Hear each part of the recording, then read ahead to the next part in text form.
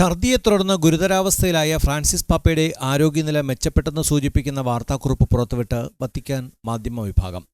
ഞായറാഴ്ച വൈകിട്ട് പുറത്തുവന്ന പത്രക്കുറിപ്പിലാണ് പാപ്പയുടെ ആരോഗ്യനില മെച്ചപ്പെടുന്നു എന്ന വിവരങ്ങൾ സൂചിപ്പിക്കുന്നത്. പാപ്പയ്ക്ക് നൽകിയിരുന്ന വെന്റിലേഷൻ മാറ്റിയതായി സൂചിപ്പിക്കുന്ന പത്രക്കുറിപ്പിൽ പാപ്പയുടെ നില സ്ഥിരതയോടെ തുടരുന്നതായി സൂചിപ്പിക്കുന്നു. പാപ്പയ്ക്ക് പനിയില്ലെന്നും ഓക്സിജൻ നൽകുന്നുണ്ടെന്നും കുറിപ്പിലുണ്ട്.